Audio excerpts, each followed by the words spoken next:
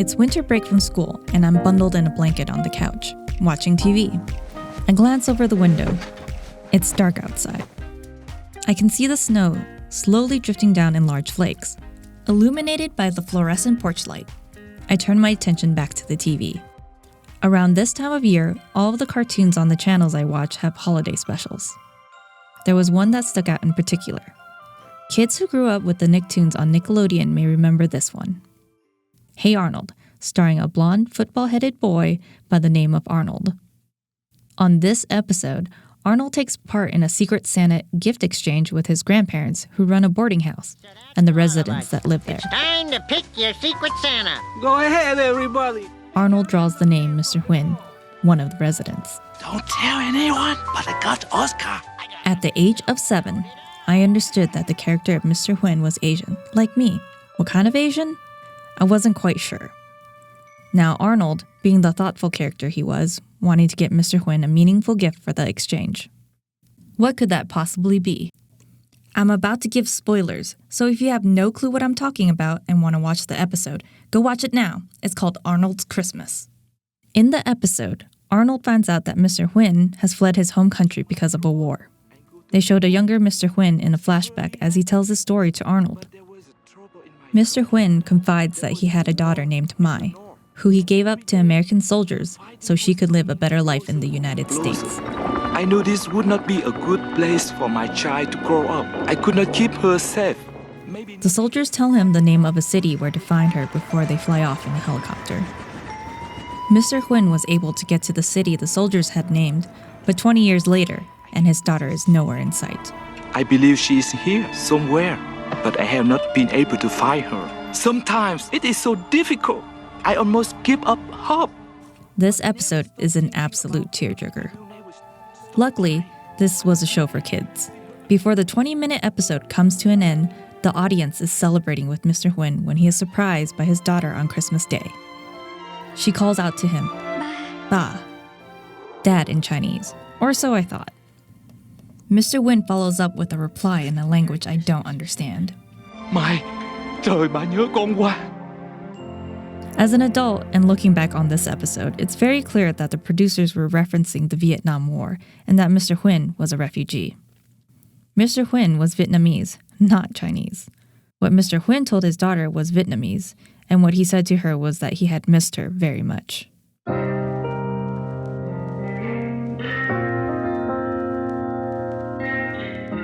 There are so many stories of refugees that go untold. Countless Mr. Huynh out there who don't have a kids' cartoon to share their story with. It's partly why I was so excited when I got a certain email recently with the subject line, "Are you in Reno? Introduction and potential meeting." That led to a great conversation over coffee. A warm, friendly face sharing stories of her life with me, much like Mr. Huynh sharing his story with Arnold on that cartoon decades ago. The email was from Jessica Ear, a board member of the Northern Nevada International Center, a nonprofit that serves immigrant families through language access, educational and professional exchanges, and refugee resettlement. You know, the aid workers would look at the kids and would actually see the kids and would look at me like I'm looking at you right now in the eyes and be like, "Hi, how are you? What's your name?" She's a refugee and worked her way up to a position with the U.S. State Department and Department of Defense, helping other refugees like herself. I was honored she wanted to share her experience with me and with you. Welcome Jessica Ear to the podcast. Here's our conversation. Tell the audience a bit about your background and your family. Oh, geez, such a long story. I was born in Cambodia. I'm of Chinese-Cambodian descent. So ethnically, I'm fully Southern Chinese. But years ago, my grandparents migrated to Cambodia. I assume it's during the Cultural Revolution when a lot of fighting was going on. And, you know, that's when Taiwan split from mainland China. A lot of Southern Chinese immigrated to other parts of Asia and the world. And we happened to end up in Cambodia. So culturally, I'm Cambodian as well. But since being in Cambodia and since the war and, you know, the Pol Pot War in Cambodia, as it's related to the Vietnam War, my family immigrated or walked across from Cambodia to Vietnam. So I lived in Vietnam for about 2 years and grew up speaking Vietnamese because I was of the age to learn to speak at that point. And so technically my first language is Vietnamese, and then my second language is Cambodian, and then everything else since I've studied.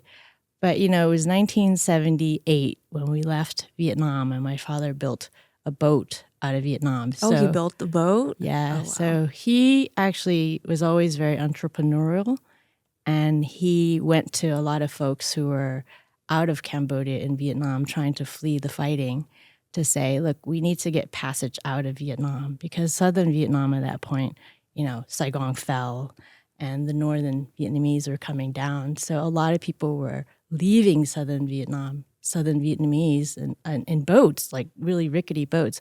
But my father was like, no way are we going on a rickety boat. We're going to build a real good boat. So he actually went and said, look, for $1,000, you can buy your passage, because I'm going to take this money and we're going to build a boat with 3 engines. And he was able to gather 437 people who paid the money for him to build this boat.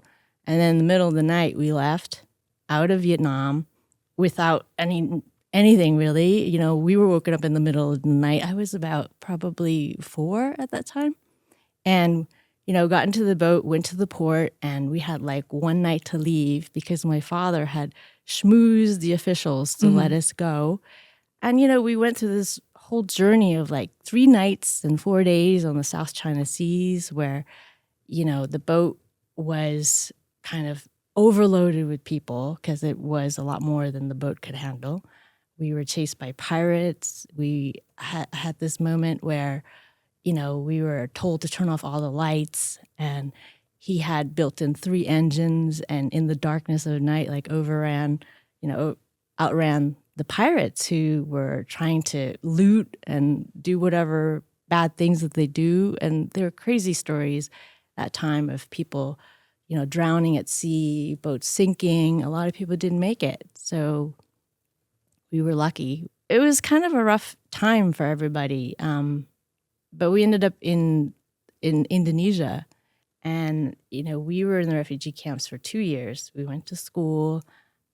We lived in these log cabin houses that housed like 20 families in one cabin. Every time a helicopter of aid people came, it was like the most exciting thing for the kids. We would run up and try to meet like these folks who were coming in. And, at the time, like, I have never seen a Caucasian person before.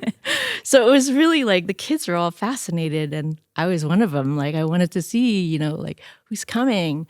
And, the cool thing about aid workers is that it leaves such an impression on a kid that's like 7 at that time. And, the aid workers would look at the kids and would actually see the kids and would look at me like I'm looking at you right now in the eyes and be like, hi, how are you? What's your name? And for us, we were like, oh my gosh, they saw me. Like, they saw who I am. And it left such an impression because of that small moment of like being seen by someone. Yeah, being seen like as a human just is very impactful to someone acknowledging your existence. Yeah, absolutely. And I mean, I had no idea that would actually change my entire life, because then from that moment on, when we came to the U.S. and we were sponsored by a Presbyterian church in Vienna, Virginia, we had a family that was the sponsor family. This family, this community saw us for who we were and really kind of reached out of the kindness of their hearts and their humanity to help our family, our one family, when the whole hundreds of thousands, millions of people were fleeing Southeast Asia at that time. Your father, one of them, right, Christina? Yeah, I believe so. I mean, I don't know the story, but I imagine it is, pretty similar to a lot of people that had to flee around that time. It's pretty amazing what people had to go through and then, make it to where they are and, begin life again. Yeah, and I remember when we talked before, you were born in this country, in the U.S., and it's kind of like my kids and my nieces, and I always say you remind me of my niece because they're born here and they have no idea, like, kind of the struggles we went through. And it's only through family stories that they understand that this is what, kind of what makes you, and that's a part of you that should kind of shape you for the better in the future. And so my father became, with all his skills from the old country, he was a professional soccer player at one point. He had his own helicopter supply business, all these things. And he ended up, his first job in the U.S. was washing dishes for the Marriott Hotel. Oh, wow. Right. Because, the program, the refugee program that we came under is such that as soon as you can, you go to work. So 2 weeks after we landed in Vienna, Virginia, my parents went to work. My dad washed dishes. My mom cleaned hotel rooms at the Econo Lodge. I remember that. My sister, who was probably of legal working age at that time, helped my mom as well. So, the kids were left at home to kind of raise each other. And, my father, being the entrepreneurial mind that he has, said, we can't survive in the U.S. on minimum wage, because they were making minimum wage. He's like, I have 6 kids to raise. And he said, the only way we can survive here is to work for ourselves.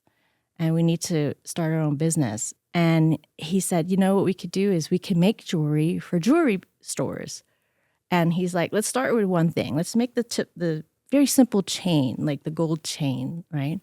And he bought some gold, he bought some equipment, and he got to work to do this. And he taught all of us, like 6 kids, So we started producing like 10 chains a day, 20 chains a day. And, he would make profit out of that and bought more equipment. And then we set up the whole basement into like a little shop. And so I always talk about this, like we worked at home to help the family. And I just kind of did it because this is what we needed to do. But one time he said, there's a design that he wanted to figure out because he saw it. And he's like, I think we could like deconstruct it and make this. And when I made it, he was just like, oh, we figured it out. And he gave me $10. You're like, yes. And I was like, $10. Wow.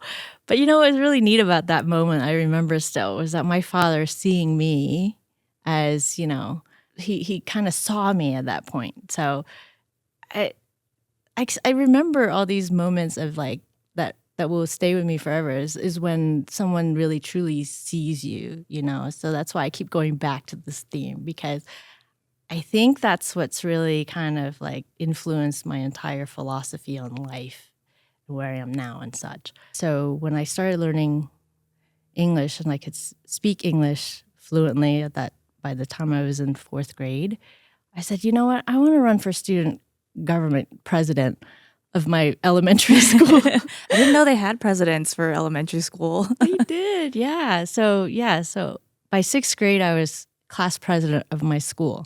And I remember my sisters and I making these posters to hang in the little kindergarten rooms and stuff, trying to get the little kids to vote for me. And it would say, vote Huang Yi for a great year. That's so cute. Have a great year with President Yi, And the kids loved it. So I was elected school president in the 6th grade. And then class president again, 9th grade, 10th grade, 11th grade. So yeah, I was like your stereotypical Asian girl that was the overachieving class president. And I did speech and student government. So that kind of put me on this path of like, I was nominated for leadership, programs that the teachers would nominate me for. My parents were like, no, you're not doing that. Like, you're not leaving home. You're not like, why are you spending so much time doing all this?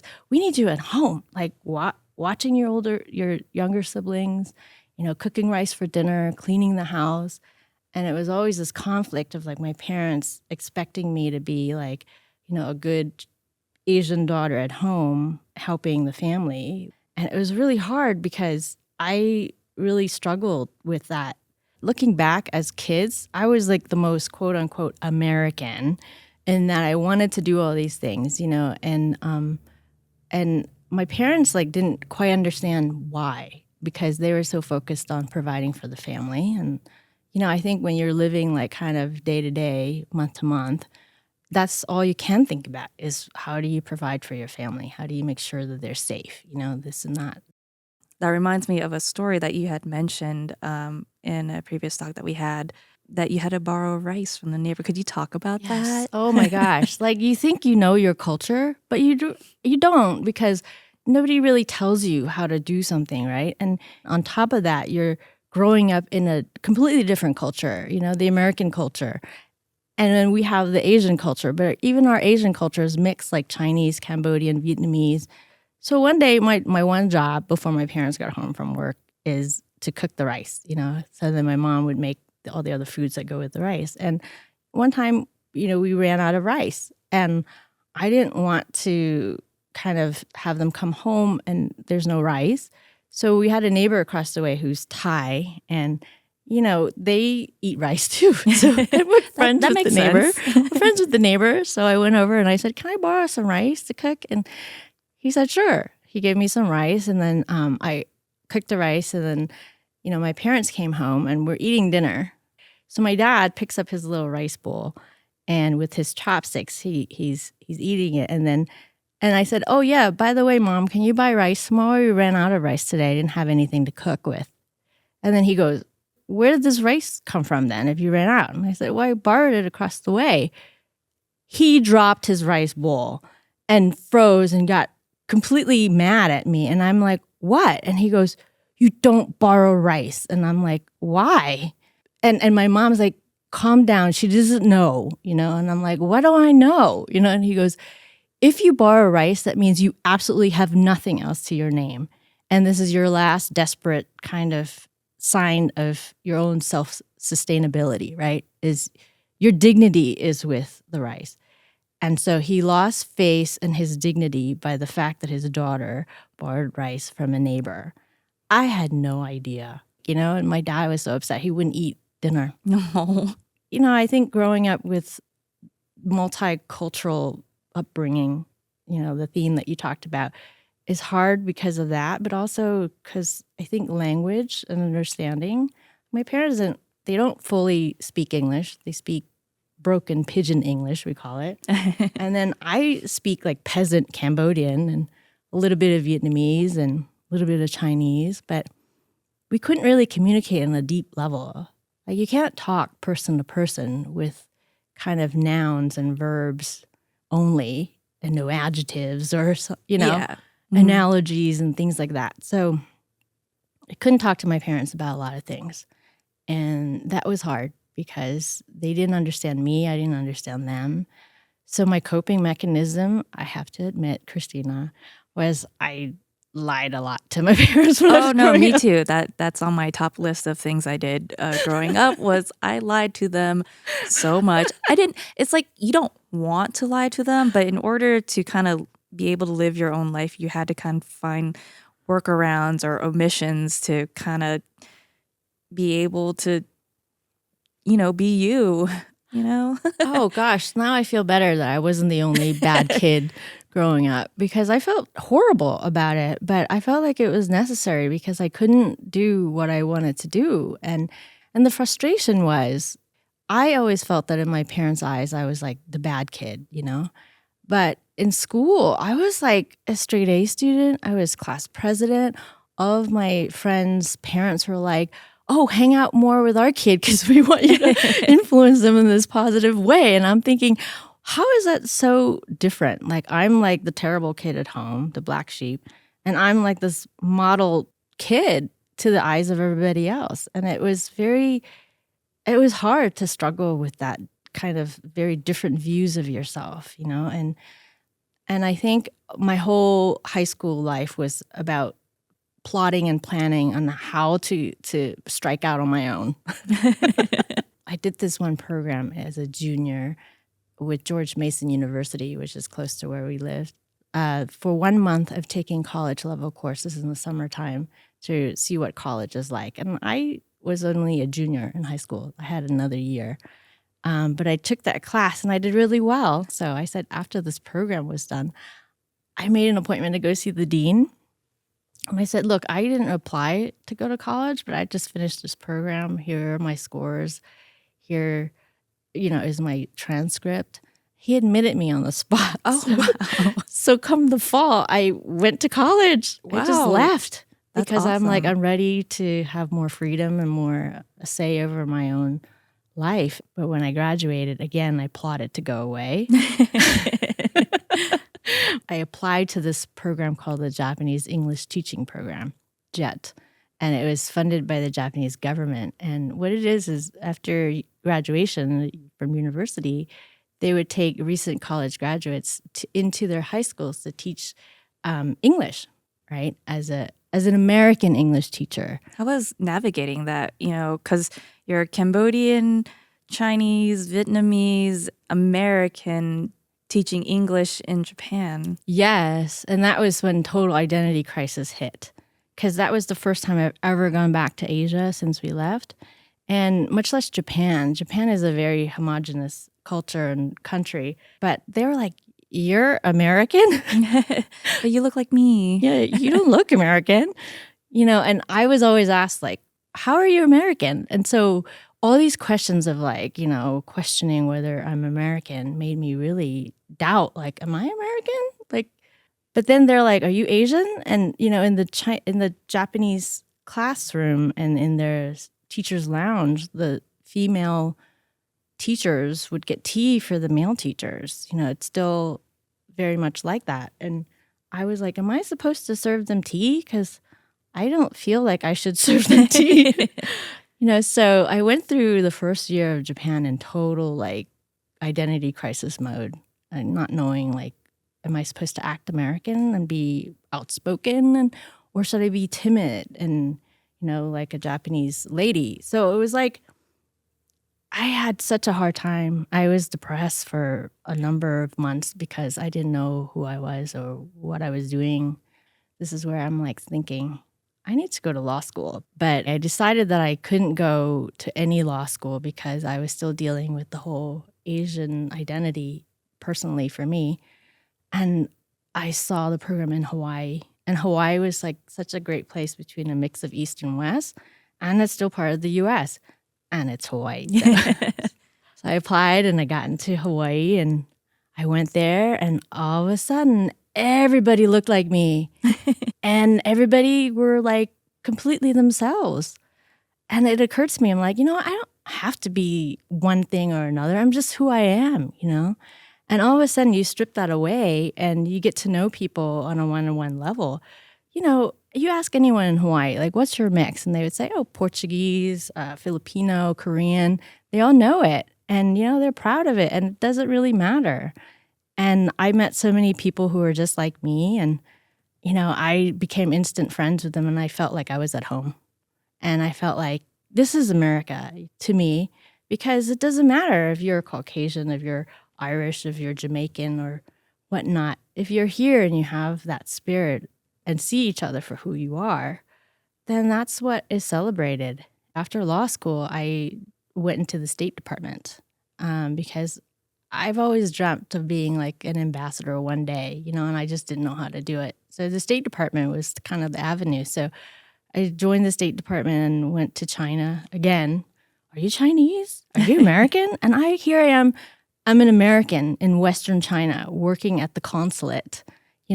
How much more American can you be? But I didn't look American, right? Americans don't have to look a one way. I mean, as long as you've pledged to this country and you live in this country and you care and love this country, you're an American, At the last year of my State Department career, I was running the refugee office out of Bangkok, Thailand, the regional resettlement office.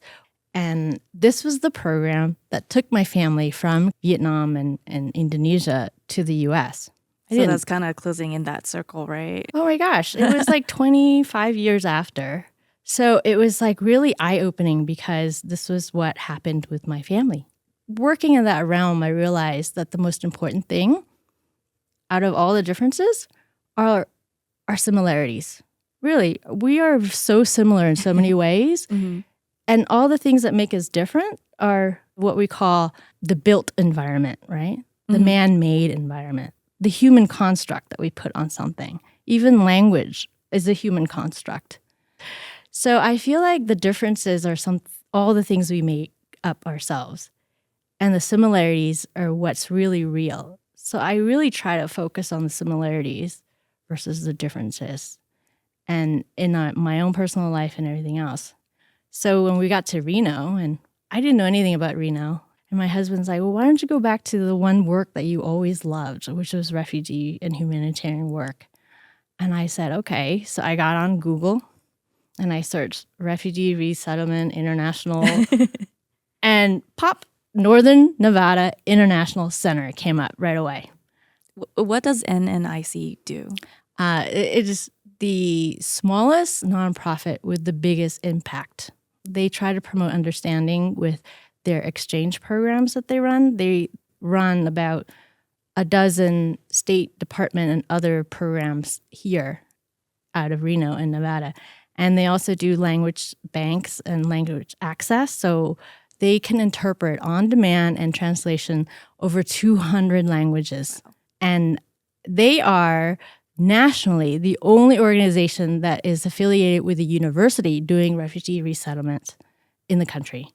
So they rely on volunteers on a lot of things because it is a nonprofit, for translation services, for, even driving refugee kids around, helping them enroll in schools and healthcare, legal paperwork that they need to do, learning language, English, learning how to drive. So they do amazing stuff with the little resources they have. And, I've been fortunate to help them, and now I'm on their board. Yay. Yeah. Going through everything that you experienced and, your career now, and kind of what is your kind of hope for the future with everything? I think refugees are a special group of people because I identify so strongly with that, is that the desire to be seen is there. Immigrants who come here, who strive for a better life for their kids, the desire to be understood and seen is there. And I think that for us, if we could be open to seeing them for how individual they are and how unique their experiences are, and focus on our similarities and not our differences, if we all could do that, then what a place we're living in, right? Yeah. I mean, what a beautiful place.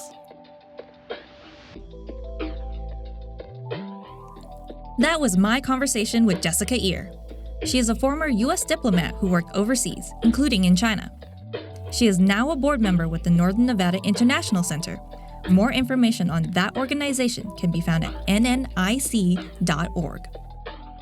For more information on this episode and the series, head to pbsreno.org/Refugee's Daughter.